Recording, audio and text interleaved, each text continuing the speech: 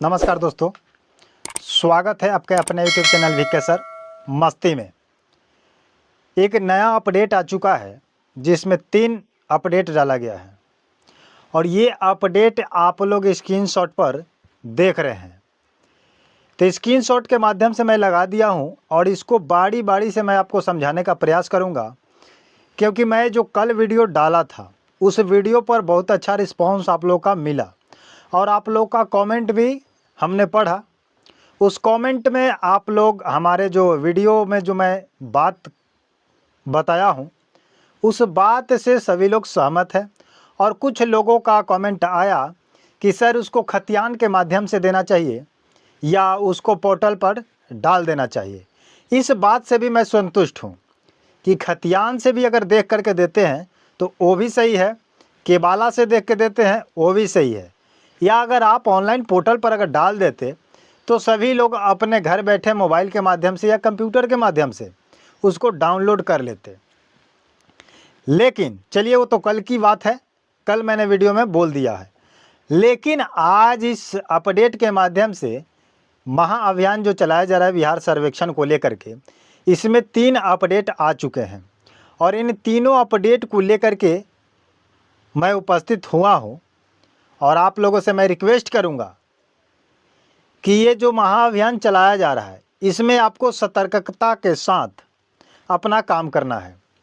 अगर इसमें बहुत लोगों का पंजी ऐसा है जो मिला नहीं, बहुत लोगों का पंजी ऐसा है जो दूसरे लोग लेकर चले गए, तो बहुत सारे लोग ऐसे हैं जो परेशान हैं कि अगर मैं जमाबंदी पंजी अगर नहीं भरता हूँ तो क्या होगा, मेरे ज़मीन को क्या होगा, मेरा ज़मीन मेरे पास रहेगा या मेरा हाथ से चला जाएगा। तो इस पर भी मैं बात करूंगा इस वीडियो के सेशन में। लेकिन सबसे पहले मैं बात करूंगा इस लेटेस्ट अपडेट के बारे में जो नोटिस लगा हुआ है। इस नोटिस के बारे में मैं बताऊंगा, उसके बाद फिर बताऊंगा कि अगर जमाबंदी पंजी अगर आप नहीं भी भरते हैं तो उसका बुरा परिणाम होगा या अच्छा परिणाम होगा, या भविष्य में आपको क्या परेशानी उठाना पड़ेगा, इस पर मैं बात करूँगा।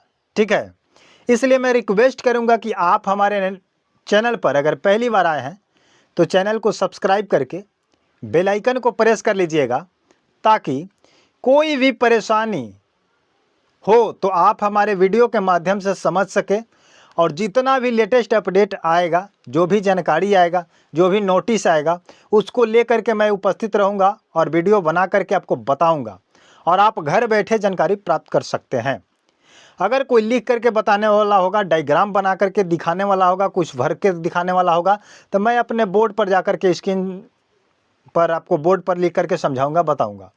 अभी फ़िलहाल ऐसे बताना है, आपको बता रहा हूं। ठीक है, अपडेट है तो चलिए वीडियो को लाइक कर दीजिएगा। ठीक है, और उसके बाद कमेंट में लिखिएगा पूरा वीडियो सुनने के बाद कि आखिर आपको परेशानी क्या है, तो उसका भी निवारण या निदान निकाला जाएगा।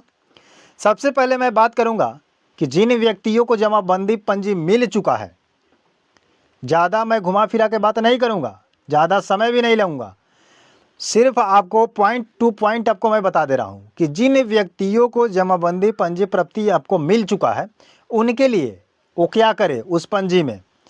तो उस पंजी में आपको करना क्या है, इसमें लिखा गया इस अपडेट में, यहाँ पर देखिए स्क्रीनशॉट लगा हुआ है और आपको मैं अपने लिस्ट से पढ़ के बता रहा हूँ कि इसमें लिखा गया है कि टीम के द्वारा जमाबंदी पंजी प्रति रैयतों को प्रदान कराई गई है, उस प्रति में जो भी गलतियां हैं, जो भी त्रुटियां हैं, उस त्रुटि को उसी प्रति पंजी में भर करके उसी में उसके नीचे जहां आपका गलती है उसको सुधार आप कीजिए, सही डालिए।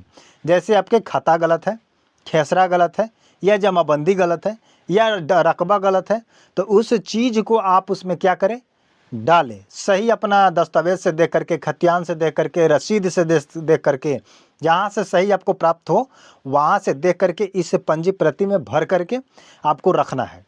उसमें कह रहा है कि उसके साथ आवश्यक दस्तावेज लगा करके आपको जमा करना है। जमा कहाँ करना है, शिविर में करना है।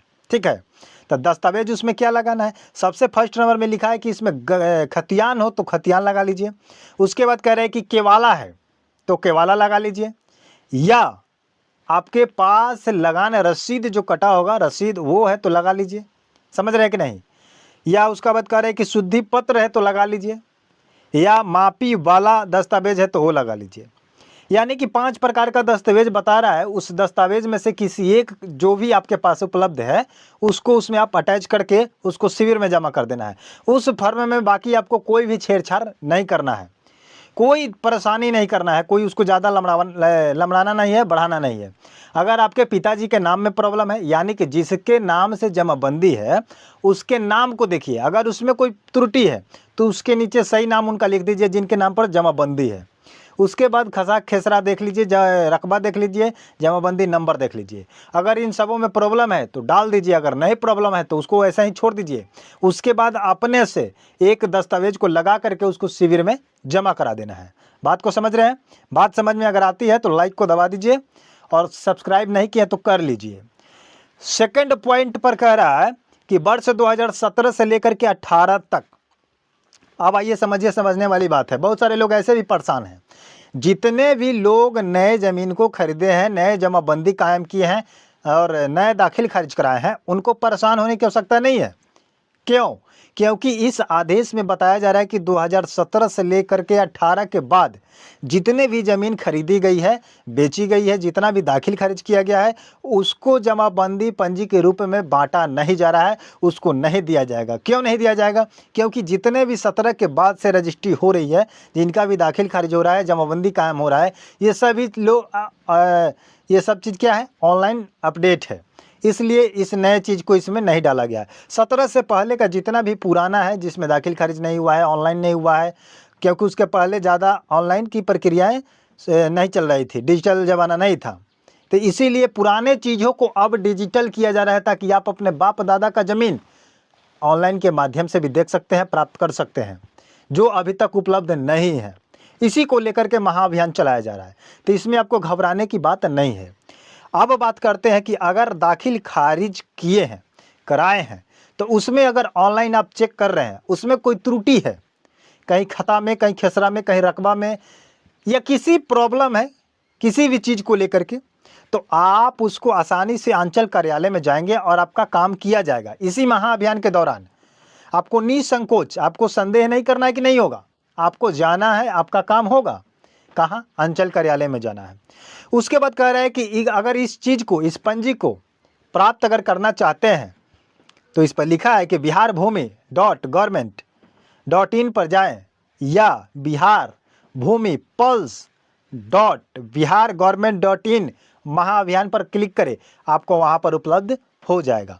इसके बाद अगर कोई परेशानी आती है तो एक नंबर दिया गया है, फ्री टोल नंबर फ्री है, 1800, यानी कि 1800-345-621, 1800-345-6215, ठीक है। इस नंबर पर आप कॉल करके कोई भी दिक्कत हो तो बात कर सकते हैं, पूछ सकते हैं, आपका कॉल रिसीव किया जाएगा।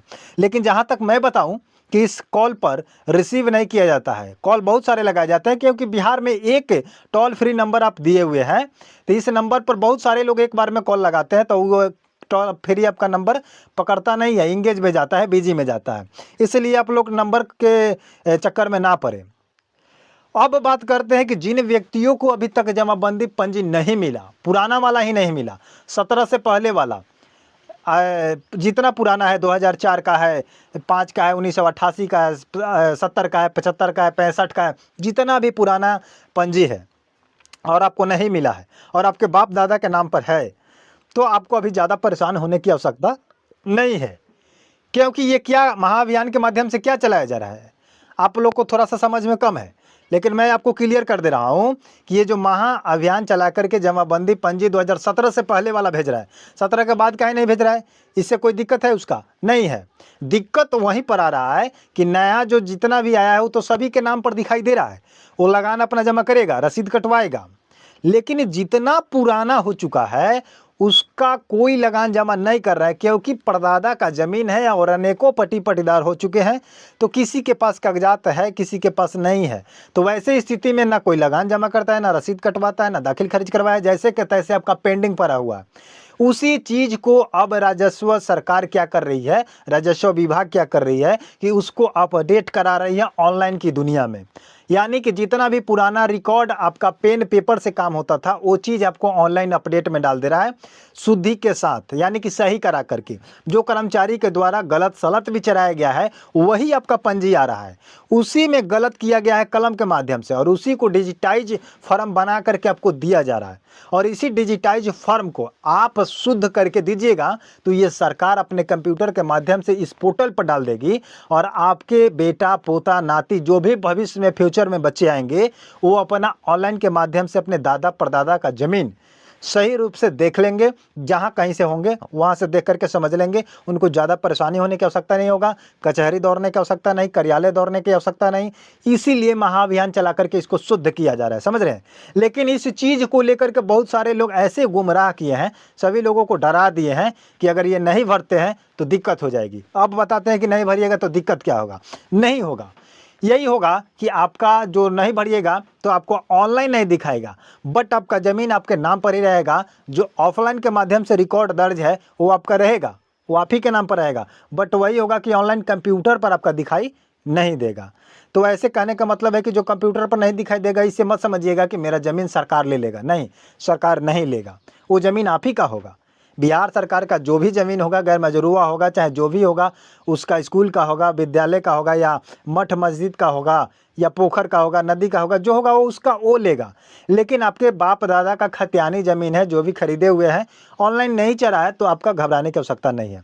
बट कोशिश कीजिएगा कि कहीं से अगर मिल जाता है ऑनलाइन के माध्यम से भी तो अपलोड करके उसको क्या करें कि डिजिटाइज करा ले, वो ऑनलाइन हो जाएगा तो आपको परेशानी ख़त्म हो जाएगा।